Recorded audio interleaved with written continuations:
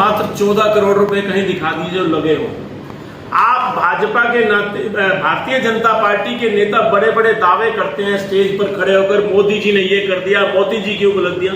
अरे आप अपनी उपलब्धियां बताओ ना। आपने शहर में क्या किया, आपके पार्षदों ने क्या किया, आपके एमएलए ने क्या किया, आपके मेयर ने क्या किया, आपके एमपी ने क्या किया। आप जमीनी हकीकत देखिए ना। मोदी के नाम पर वोट मांग रहे हैं, आप अपनी उपलब्धि बताइए ना कि आपने क्या किया, क्या अचीवमेंट है आपकी। शहर के प्रति आपका दायित्व जो था, क्या आपने वो पूरा किया। आप इधर उधर के प्रपंच रच रहे हैं, लोगों को मूर्ख बनाने का काम कर रहे हैं। जमीन पर देखिए ना, शहर डूबा हुआ है, गलियों में सफाई नहीं है, सड़कें टूटी हुई हैं, जो सड़क बनी नहीं उसके बिल पास हो रहे हैं, उसके बजट बन रहे हैं, स्वागत द्वार बन रहे हैं। लोग सनोली रोड पे आप देखिए, शिवरात्रि का त्योहार आने वाला है, लोगों की क्या हालत होगी। इतनी भावना के साथ, इतनी पवित्रता के साथ लोग अपनी आस्था के साथ वहां से कावड़ का जल लेके आते हैं, गंगा जी का पवित्र जल लेके आते हैं। उनको सीवर के गंदे पानी में से, पानीपत में से होके निकलना पड़ता है। कितनी शर्म की बात है। और आप अपनी उपलब्धियां गिनवा रहे हैं। आप अपनी उपलब्धि गिनवाइए कि आपने क्या किया। सोच है हर बच्चा जो है शिक्षित हो। हमारा मेन फोकस जो है आम आदमी पार्टी का, देखिए 75 साल के अंदर किसी ने शिक्षा के बारे में नहीं सोचा, किसी नेता ने स्वास्थ्य के बारे में नहीं सोचा। दुनिया भर की सरकारें आई चली गई, लेकिन एकमात्र आम आदमी पार्टी है जिसने शिक्षा और स्वास्थ्य पर जोर दिया। देखिए, हमारा समाज शिक्षित होगा, हमारा देश शिक्षित होगा, हमारा समाज स्वस्थ होगा, हमारा देश स्वस्थ होगा, तो हमारा देश ऑटोमेटिक दुनिया के शिखर पर जाएगा, तरक्की करेगा। अच्छा, पंजाब में देखो ग्रीन स्टाम्प चालू किया है, काफी इंडस्ट्री आ रही है, उनको एक सहूलियत दे रही इंडस्ट्री को। यहाँ कोई सहूलियत नहीं। आप मैं देखो, मेरे 10 साल खराब किए सरकार ने। क्लस्टर पास होया, वापिस हट का फिर पास हो गया। नाम चेंज कराने के लिए कितनी बार चक्कर काटे। वो शायद आज पैसा लगाया हुआ है हमारा। हमारी टेक्सटाइल का नाम होना था पूरे इंडिया के बाहर भी। आज भी हम बांग्लादेश चल भी हमने मशीनें भेजी है, परंतु यह सरकार की तरफ से इतना भी कोई फायदा नहीं है। अब उसका नाम चेंज करके वो पैसा दे ताकि यहाँ क्लस्टर चल सके। ये इंडस्ट्री को क्या को उठाना ही चाहते। हमारी सोच ये है कि हमारा देश तरक्की करे, आगे बढ़े, परंतु इस सरकार की सोच ये है कि इन जात पात में बिठा कर रखा है। और ये अगर ऊपर उठ गया तो थाने को कूद रहा है। ये अनपढ़ और मजदूर ही रखना चाहती है बीजेपी।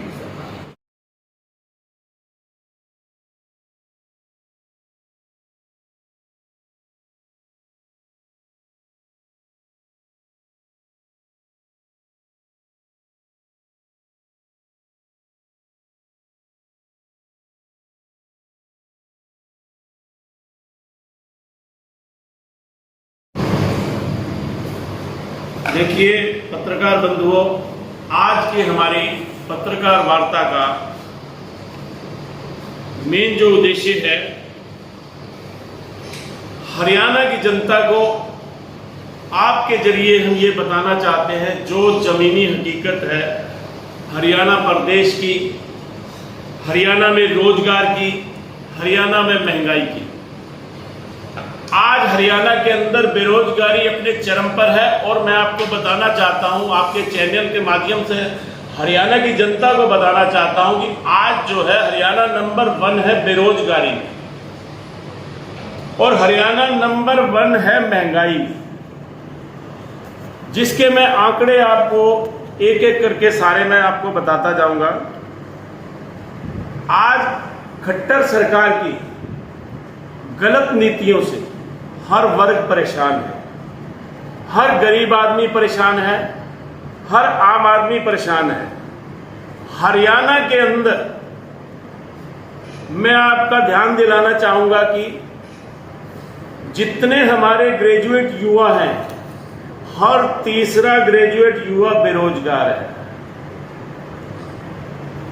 और हरियाणा के अंदर तकरीबन 25 लाख जो हमारे नौजवान हैं, हमारे युवा हैं, वो बेरोजगार हैं।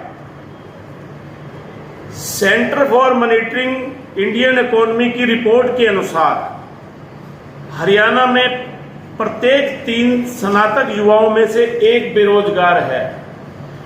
ये आम आदमी पार्टी अपनी तरफ से नहीं कह रही है, ये CMIE की रिपोर्ट है, centre for monitoring Indian economy की ये रिपोर्ट है, जिसके तथ्य मैं आपको पेश करने जा रहा हूं। कुल संख्या देखें तो तकरीबन 24,80,000 है। किसी संख्या में 19,22,000 बेरोजगारी की उम्र 20 से 24 साल के बीच में, जो युवा 20 से 24 साल की उम्र के हैं, उनकी संख्या तकरीबन 20 लाख है।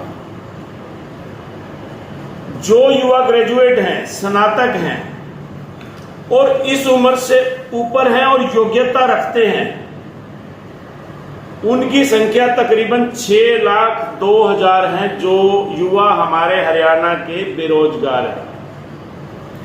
10वीं से 12वीं पास तक के युवाओं की संख्या 18,24,000 के करीब है।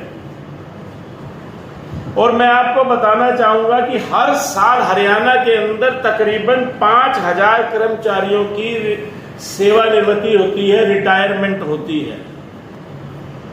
लेकिन अगर हम हरियाणा में आबादी व वर्कलोड के अनुसार लगभग देखें तो 9 लाख कर्मचारी होने चाहिए, लेकिन नियमित कर्मचारियों की कुल संख्या 3,38,921 मात्र है।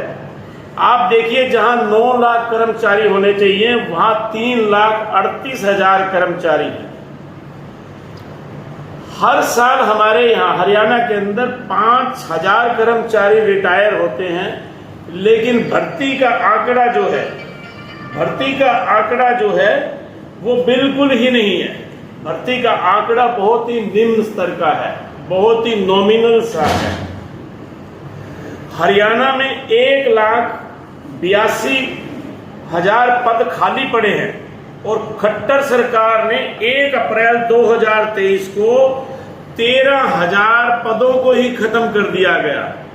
देखिए, इस सरकार के द्वारा जहां बेरोजगारी में हम हरियाणा नंबर 1 है, हरियाणा सरकार के मुख्यमंत्री ने 13,000 पद ही खत्म कर दिए। हरियाणा में मैं आपको एक बात बताना चाहूंगा, आबादी के हिसाब से तकरीबन 10,000 डॉक्टर होने चाहिए, लेकिन प्रदेश में करीब 4,000 डॉक्टर ही काम कर रहे हैं। 6,000 डॉक्टरों के पद खाली हैं। आप देखिए, सरकारी हॉस्पिटल्स के अंदर जाते हैं, अव्यवस्था, कितनी अव्यवस्था है वहां पर, लोगों को समय पर इलाज नहीं मिलता, क्योंकि 6,000 डॉक्टरों के पद ही रिक्त पड़े हैं। तो कैसे लोगों को स्वास्थ्य सुविधाएं मिलेंगी?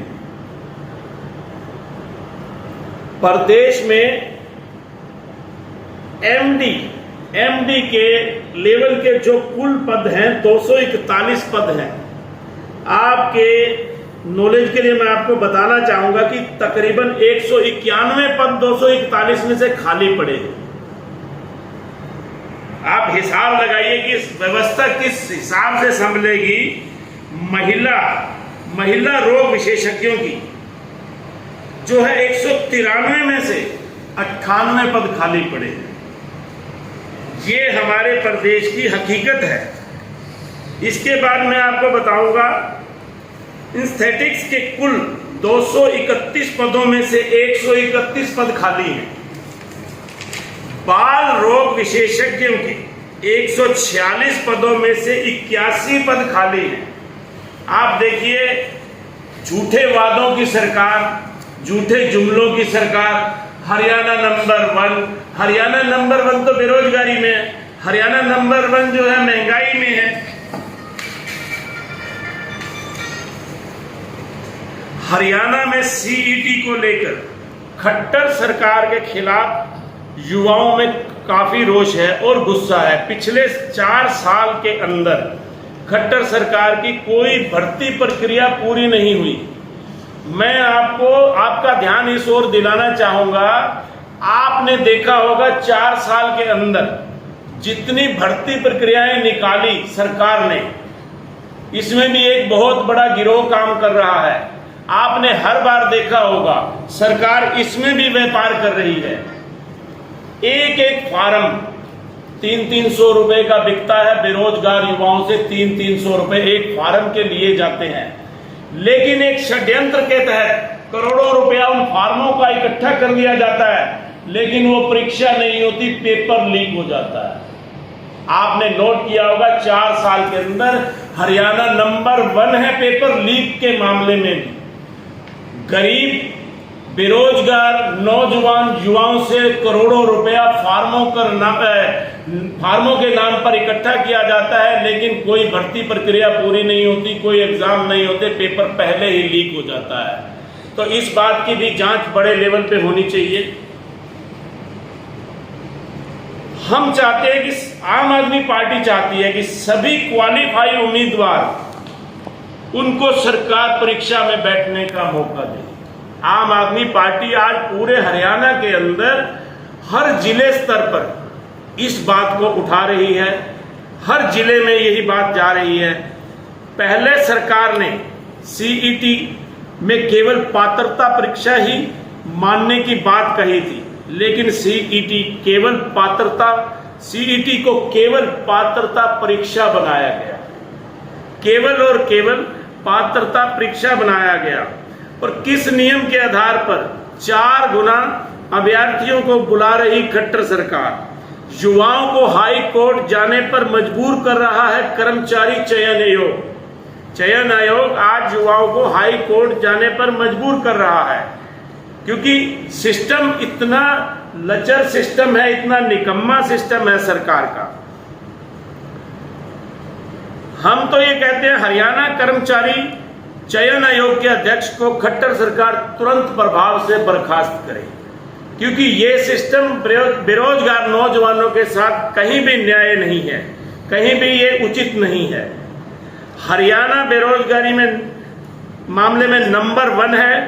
युवा रोजगार के लिए दर दर की ठोकरें खाने को मजबूर है, लेकिन 32,000 पदों पर केवल 4 गुना सीईटी पास अभ्यर्थियों को ही मौका देना चाहती है। देखिए, प्रदेश में तकरीबन 3,57,000 युवाओं ने सीईटी की परीक्षा पास की है, लेकिन 3,26,000 युवाओं ने मेन एग्जाम के लिए अप्लाई किया था। वहीं 1,80,000 पद रिक्त हैं। 13,000 से ज्यादा पदों को बिल्कुल खत्म कर दिया गया। प्रदेश में सबसे ज्यादा रोजगार देने वाला जो राज्य था, आज वो बेरोजगार है। हरियाणा के जवान बेरोजगारी की मार झेल रहे हैं। प्रदेश सरकार नौकरियां खत्म कर रही है। आज प्रदेश में तकरीबन 2 लाख पद खाली पड़े हैं। 9 साल में इनको भरने का सरकार ने कोई काम नहीं किया, इसलिए हरियाणा का युवा बेरोजगार है, परेशान है, दर दर की ठोकरें खा रहा है और अपने पद से जो है भटक रहा है। तो हम तो सरकार से ये चाहते हैं, चाहे वो यूपीएससी की हो, चाहे वो एसएससी की हो और अन्य सभी केंद्र सरकार के परीक्षाओं में 10 गुना अभ्यर्थियों को मुख्य परीक्षा में बैठने का मौका दिया जाता है सेंटर में। लेकिन यह खट्टर सरकार ने युवाओं के भविष्य के साथ खिलवाड़ किया है। तानाशाही फैसले लागू कर युवाओं के भविष्य के साथ खिलवाड़ किया जा रहा है। हरियाणा के बेरोजगार युवा के साथ नाइंसाफी हो रही है। 28 जून को आम आदमी पार्टी के सभी जिला उपायुक्तों को आम आदमी पार्टी इसके लिए ज्ञापन सौंपने जा रही है। हर जिला मुख्यालय पर आम आदमी पार्टी के कार्यकर्ता और नेता जो है